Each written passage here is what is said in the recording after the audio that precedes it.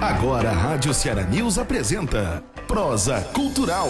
Um bate-papo sobre cultura, artes visuais, teatro, cinema, conversa sobre o cenário artístico e cultural do estado do Ceará. Convidados, design, dança e muito mais. Prosa Cultural. Olá, boa tarde! Está começando o nosso Prosa Cultural, hoje, terça-feira. Eu sou Wilma Farias, produtora e apresentadora. A operação de som e vídeo é de Tainara Pinheiro, além das redes sociais. Oi, Thay, boa tarde. Oi, gente, boa tarde. Sejam bem-vindos ao Prosa. Fiquem à vontade e curtam o programa. É isso aí. O Prosa é um programa sobre cultura local. A nossa proposta é sempre prosear, conversar com quem faz cultura aqui no nosso estado. Acontece sempre às terças e quintas-feiras, às 17 horas. Sempre tem alguma conversa sobre artes visuais, teatro, dança, cinema, fotografia, literatura, música e design. E hoje nós vamos prosear sobre dança e o espetáculo O 15, A Escassez da Alma. E nós estamos aqui com o ator e bailarino da companhia de dança do BECAD, Felipe Souza. Oi, Felipe. Oi, boa tarde. Seja bem-vindo. Obrigado. O espetáculo, o 15, A Escassez da Alma, está em cartaz no Teatro Dragão do Mar até o dia 31 de janeiro. Também no nosso programa de hoje, no quadro de homenageados, nós vamos falar sobre Regina Passos, que foi uma das pioneiras do balé aqui no estado. E ainda nós teremos dicas de programação cultural, então acompanhem o nosso programa e fiquem ligados. Felipe, sobre o espetáculo, né? Isso. Você é um dos bailarinos que compõe. Fala um pouco sobre como surgiu a ideia desse espetáculo.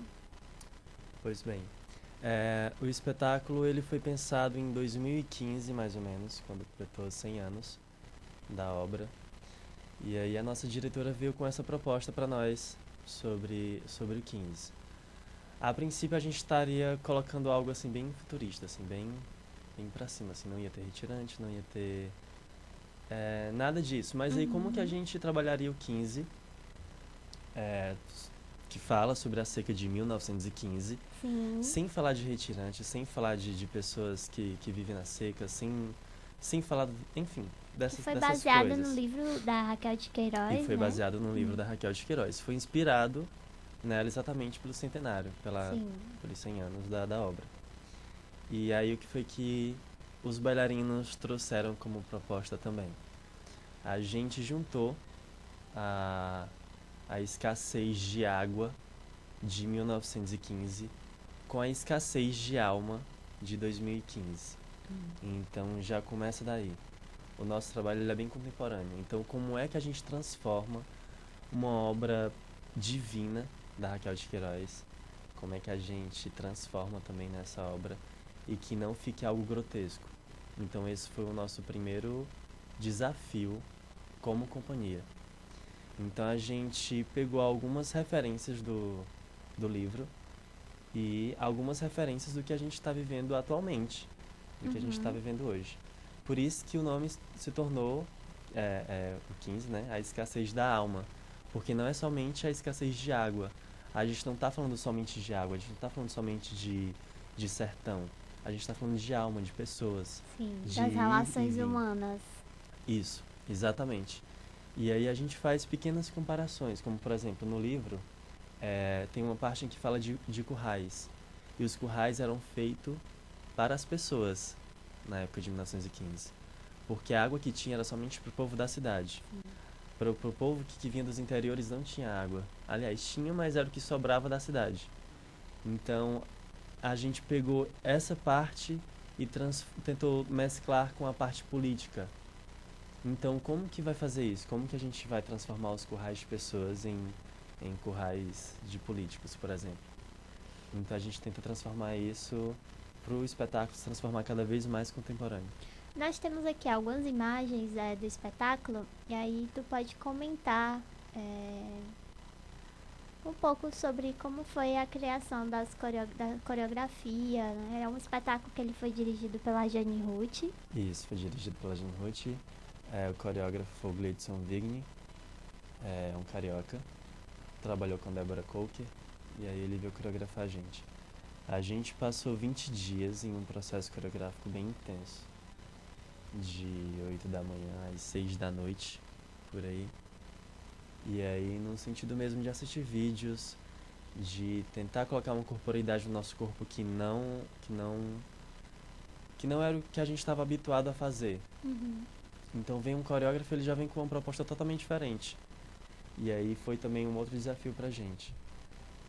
Essa foto aí, que tem os pós, a gente usa pó também, porque logo depois ele fica todo no chão e dá a sensação de que a gente está naquela terra vermelha, terra batida do sertão. E essa parte é a parte do casamento, que embora a gente sofra com seca, com fome, com tudo, para eles ainda é super importante a coisa do casamento, a coisa do casar, de ter uma pessoa ali do lado, que é exatamente a referência que a gente faz em Versa de 2015, que é uma galera que pega e não se apega. Sim, as relações mais Isso, superficiais. Exatamente. E aí, como que a gente vai estar tratando disso, né? Sim. Em cena. E esse movimento? Esse aí, nossa, é a primeira cena do espetáculo. Nosso coreógrafo, ele tentou falar assim, vamos falar de seca, colocando a seca no nosso corpo. Então, deixando os movimentos totalmente secos, sem muito enfeite. É só ali. Se for um braço, é só um braço. Se for um dedo, é só um dedo. Uhum. E aí é logo a primeira cena, Sim. que é com a música da Elza Soares. E aí a música Qual do é a Guri. Do Do Guri. E que também fala sobre nossas relações periféricas, né? Da cidade e tal. Que também é uma seca, não deixa de ser. Uhum. E essa? Essa daí é da cidade, de quando a gente está se preparando, se conhecendo e a cidade está se movendo para começar de fato o que você tem de fazer, tipo, seja lá trabalhar, seja lá casar, seja lá cuidar do filho. Sim. E aí é quando a galera se junta, quando a galera chega. Aí é uma cena que mostra todo mundo. Certo. É bem interessante a gente pensar esse movimento, né, de pensar a dança a partir de uma obra literária, né, que é uma obra literária que é tão marcante, um clássico cearense, né, e também foi a primeira obra da Raquel de Queiroz, e assim, e também tratar de um tema que ainda é tão presente, né, nos nossos cotidianos, né, e que é nosso. Que é nosso. Um tema nosso. Sim, exatamente. E que recentemente, assim, vem se passando por um processo de seca também, que é muito comparado ao que aconteceu na seca de 15. Isso. E também de pensar, não sei como foi que vocês pensaram, e se teve isso, assim, essa relação dos corpos, né? Porque pensar essa relação dos currais, né? Só para contextualizar para quem está nos assistindo e nunca ouviu falar. Né? Os currais eram lugares, né, destinados a impedir que essas pessoas fizessem migração. Isso. Então elas ficavam lá como se fosse um campo mesmo de... esqueci a palavra. Um curral, um campo de concentração, né? Um campo de concentração, e essas pessoas ficavam lá com esses corpos, né? A gente pensar a partir dos corpos, que não tinha acesso à comida, não tinha acesso à água, não tinha acesso a nada. E eram corpos privados de sair, de se mover, de progredir, de né? buscar o que precisava, né? Digamos assim, né? Eram corpos presos. Isso. De algum modo. E aí, eu não sei como que vocês pensaram isso, assim, mas como que foi? Pois então, a gente foi por um outro caminho, que não foi somente pegar exemplos do livro. A gente foi para os nossos exemplos. Então teve algo que foi bem marcante na companhia, que foi o processo de estudo de cena, porque é muito fácil você só olhar e dizer assim, você vai fazer essa cena cansado. Ok, mas que tipo de cansaço? E aí a gente começou daí também. Então vamos tentar trabalhar essa galera para que a gente consiga transformar o cansaço que eles passam no dia a dia para cansaço de cena. E como que a gente vai retirar deles, de nós no caso, essa seca. Que seca é essa que a gente está vivendo hoje? Então foi um processo também bem particular. Sim. A gente passou pelo livro, a gente passou por vídeos, a gente passou por passagens de jornais, mas teve um momento em que a gente parou e que a gente começou a se perguntar qual era a seca que a gente vivia. Porque aí já é muito pesado, né? Então, esse peso é o que a gente tenta carregar para a cena, para poder ficar o mais real possível daquele peso que eles passaram naquela época. Sim. Que aquela galera passou. E aí teve uma outra coisa que eu achei importante, por isso que eu vou compartilhar agora, que surgiu uma frase assim: a enchente também é uma seca. Então, quando chove demais, também acaba com tudo. Sim. Também é uma seca. E foi isso uma conclusão que a gente chegou, da companhia toda, chegar a dizer, olha, vamos ter cuidado, vamos medir as nossas palavras, porque a gente pede, eu tô falando no sentido figurado, tá? Uma metáfora, a gente pede tanta chuva, tanta coisa, só que aí se vier demais também se torna seco. Sim. Não, tem que ser regrado, tem que achar um meio termo, isso. Né? Para tudo na vida, achar um equilíbrio. Então, uma coisa que a gente está tentando levar para a cena é isso. São as nossas secas e automaticamente as nossas enchentes. As secas individuais. Isso, individuais. Que isso também vai muito nessa questão de pensar a partir de sentimentos e sensações, né? Então é esse corpo dançando essas emoções que vocês trazem. Isso, porque aquele corpo dançante que está, algumas pessoas podem até me julgar por essa palavra, que vai estar interpretando, que vai estar vivenciando, são pessoas que também têm os seus problemas diários e que têm suas vivências diárias. E que a gente tenta pegar um pouquinho disso, desse lado pessoal, e aumentar e jogar pra cena. Sim. É isso que a gente tenta fazer, pra tentar ficar o mais orgânico possível. Sim. Entendi. Felipe, tu é bailarino do espetáculo, né? Então, isso. assim, conta um pouco também dessa tua trajetória. Certo. Enquanto bailarino e nesse atual espetáculo. Assim. Ok. Eu comecei como ator, né? Em um grupinho de bairro. E aí depois passei para uma companhia. E dessa companhia de teatro foi que surgiu alguns trabalhos corporais. Porque no teatro também a gente usa muito essa expressão corporal e tal. Envolve um pouco de dança. E aí, fazendo esse trabalho, Jane Ruth vê o meu trabalho. E ela convida para que eu fizesse parte da ONG dela, para que eu estudasse sobre outro viés. Então, meu primeiro contato com Jane Ruth foi assim, por vídeo, e ela me ligando perguntando se eu não queria ir trabalhar com ela. Então, fui para a ONG. Estou lá, esse ano faz 9 anos que eu estou na ONG. E ela me ajudou muito no sentido de crescer como artista. Lá na ONG a gente tem aula não somente de balé clássico, mas de teatro também, ou seja, deu um empurrãozinho a mais. Sim. Era justo isso que eu ia te perguntar, né? Que tá falando da ONG, que é a Cia Becade, que também tem um trabalho como organização não governamental. Isso, né? Exatamente. E ela existe desde 91. Isso. E que ela foi conhecida primeiro como a Cia de Dança da Jane Ruth. Exatamente. E aí, hoje em dia, vocês trabalham com formações. Que tipos de formações são essas? Bom, como eu estava falando, a gente tem várias áreas, né? Tipo, teatro, dança, apoio pedagógico, a gente tem o karatê, a gente tem a informática. Então a gente pode estar trabalhando e desenvolvendo e ajudando essas pessoas a ingressar em qualquer uma dessas áreas. Então ela foi uma pessoa que chegou, me acolheu e eu falei, preciso entender melhor o que está acontecendo. Ela me ajudou a me formar no técnico em dança e aí eu volto como um professor, volto como um bailarino.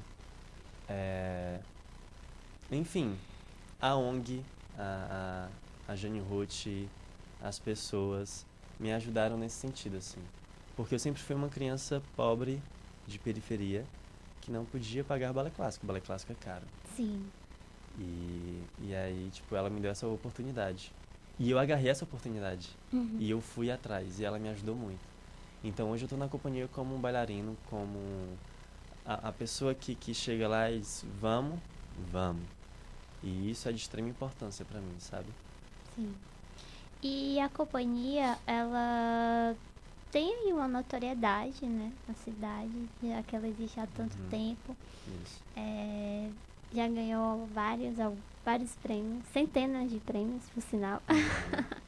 Com turnês nacionais e internacionais. Exatamente.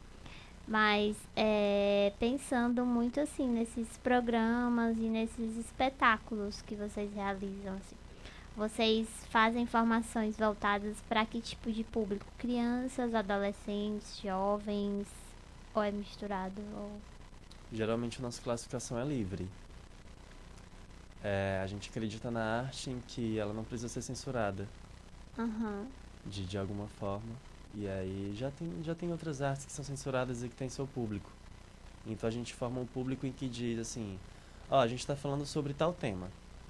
Se a criança quiser ir assistir, ela vai. Se a mãe quiser assistir, ela vai. Se a avó quiser assistir, ela vai.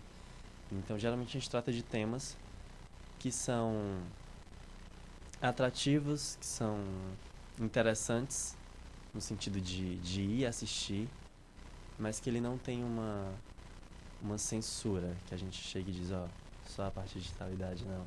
A gente trabalha com temas bem livres. A gente trabalhou uma vez com o Califon, Universo Feminino, que fala sobre rebeldia não, mas que fala sobre as asas da mulher, sabe? Sim. No sentido de vamos dar asas às mulheres para que a gente saia desse enquadramento, para que a gente saia dessa burrice de machismo e de milhões de outras coisas que acontecem. Sim. A gente trabalhou com o Neura, e o Neura, a gente... Tem até uma foto aí, né? A gente tem uma foto aqui. A gente também fez o Neura.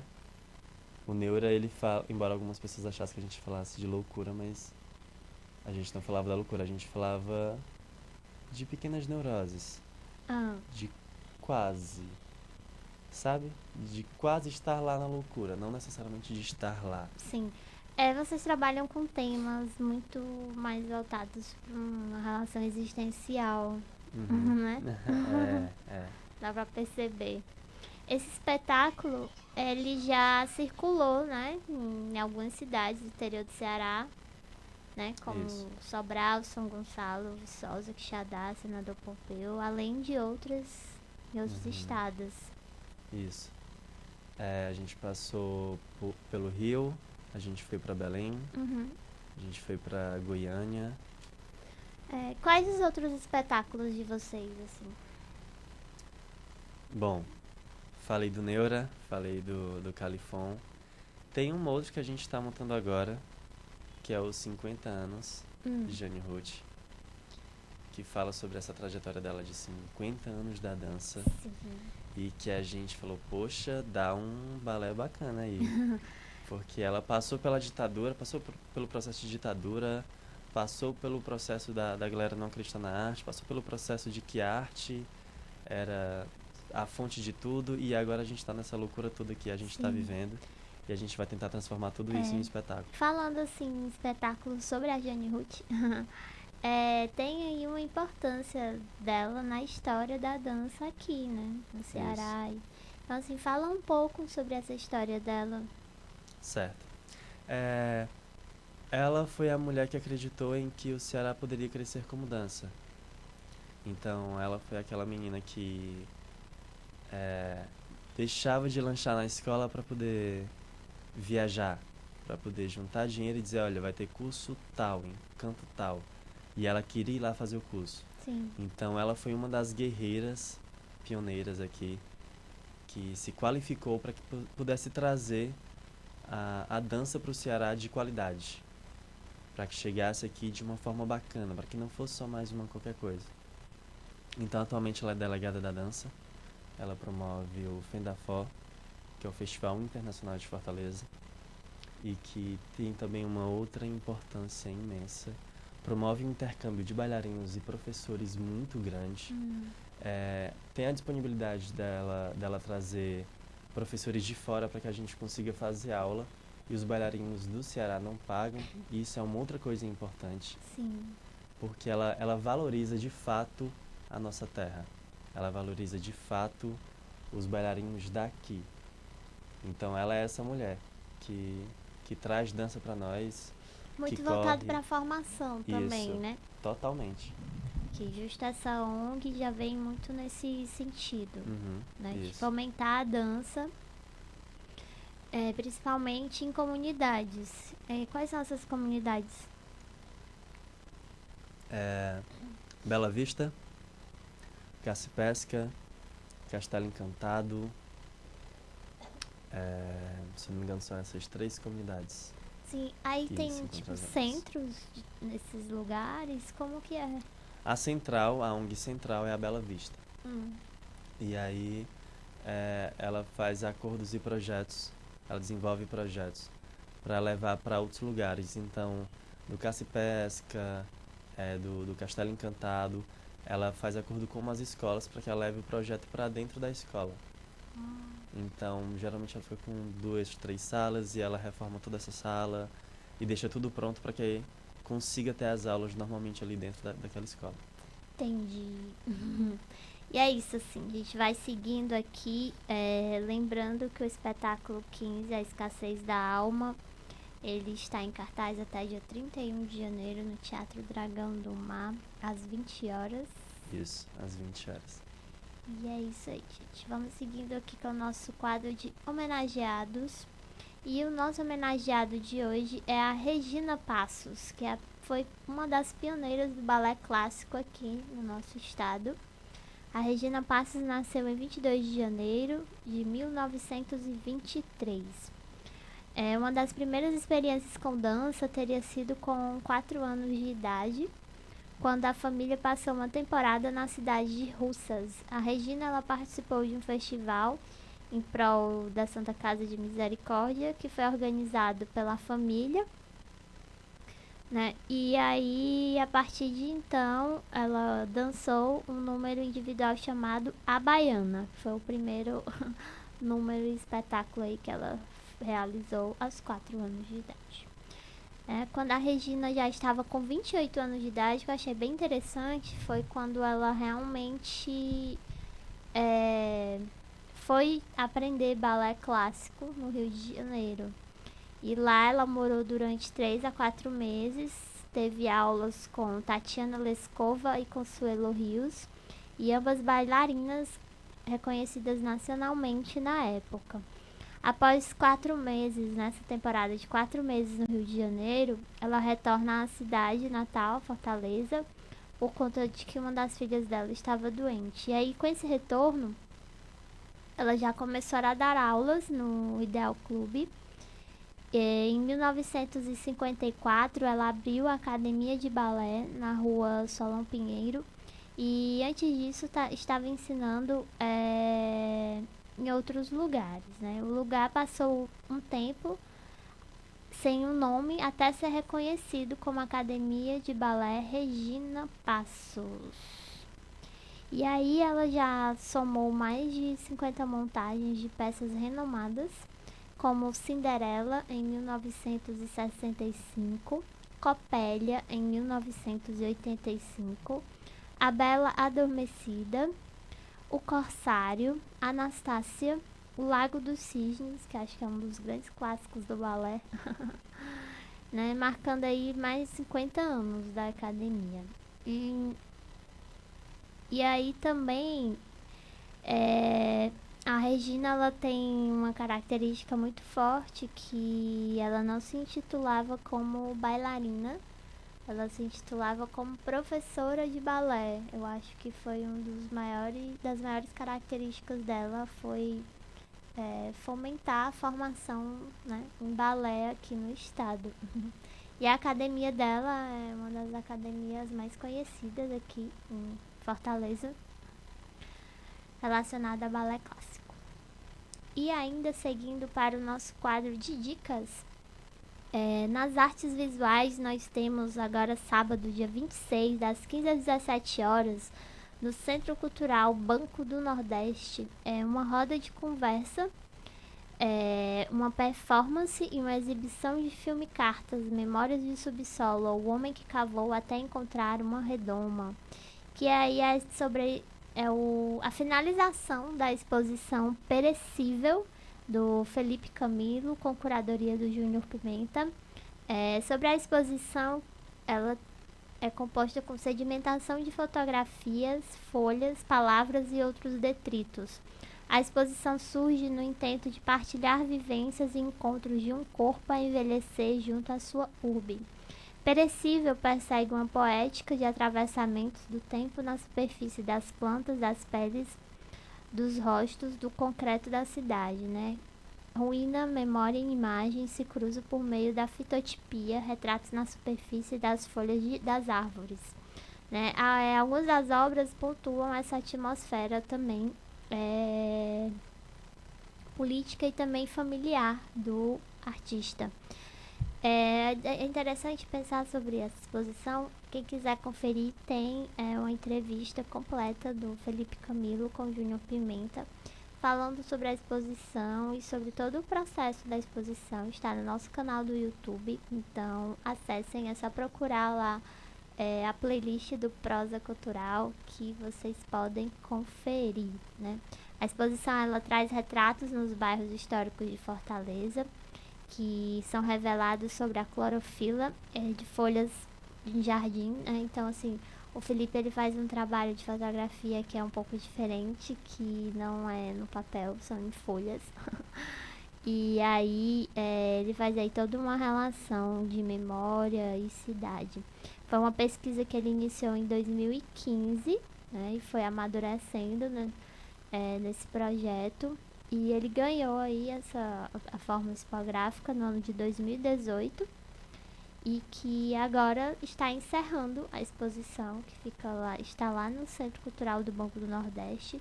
Encerra agora nesse sábado, dia 26, às 15 às 17 horas. Vai ter uma roda de conversa com o artista e o curador. Também vai ter uma performance e a exibição do filme. Então, dia 26, de 15 às 17, no Centro Cultural Banco do Nordeste, que fica ali na rua Conde Deu, número 560, próximo à Catedral da Sé. Outra dica também é voltado para o teatro, que aí é a peça As Travessuras de Mané Gostoso, que reúne aí desde as rimas do texto, as músicas compostas especialmente para o espetáculo. Traz a questão da oralidade como uma das características principais da montagem, né, que é inspirada na literatura de cordel e traz personagens do teatro de mamulengo. A encenação potencializa as competições trazidas pelo texto quando permite, inclusive, que a plateia decida qual dos dois atores irá encenar o personagem título da história no início da peça. Assim como o próprio Mané Gostoso, o teatro também é uma brincadeira. E então é um momento de brincadeira, uma tarde, um horário da tarde para brincar, com referências a mamulengos e literatura de cordel. Então, As Travessuras de Mané Gostoso. São os dias 26 e 27, agora nesse final de semana, e também terá no próximo, dia 2 e 3 de fevereiro, sábado e domingo. A entrada é R$16, a inteira é R$8 a meia, e os ingressos estão sendo vendidos 2 horas antes do espetáculo. Esse espetáculo está acontecendo ali na Caixa Cultural, que fica na Avenida Pessoa Anta. Então, confiram, parece ser um espetáculo bem interessante. Outra dica também é para os cinéfilos. Ainda está acontecendo a mostra retrospectativa 2018-2019. Ela vai seguir agora até dia 30 de janeiro no Cinema do Dragão. São filmes, masterclass e debates com cineastas que estão acontecendo desde o dia 17 de janeiro. E é realizada pelo Cinema do Dragão, no Centro Dragão do Mar de Arte e Cultura. E traz longas-metragens divididos nas faixas retrospectativa, que reúne os filmes de maior sucesso do ano que passou pelo Cinema do Dragão. A faixa expectativa, que adianta os lançamentos desse primeiro semestre do ano. E por fim a faixa de clássicos, né, que são cópias remasterizadas do cinema mundial. Então aí quem quiser conferir, vale super a pena. Os ingressos para as exibições podem ser adquiridos na própria bilheteria do Cinema do Dragão. Custam R$14 a inteira e R$7 a meia. Às terças o ingresso tem um valor mais reduzido, sendo R$10 a inteira e R$5 a meia.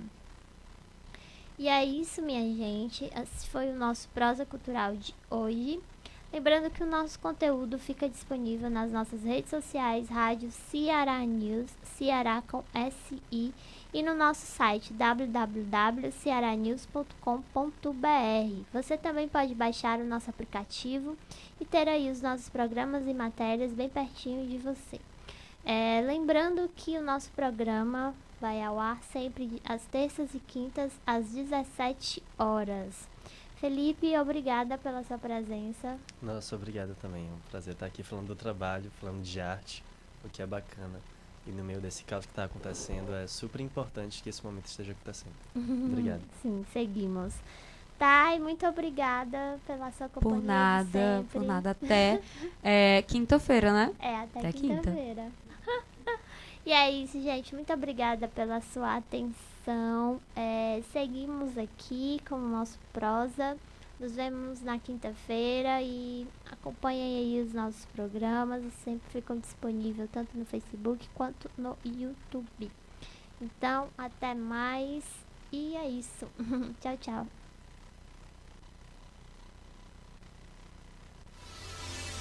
Você ouviu Prosa Cultural. Na Ceará News, você pode tudo a todo momento. Acesse www.cearanews.com.br e acompanhe toda a programação no site e nas redes sociais: Facebook, YouTube, Instagram e Twitter. Rádio Ceará News.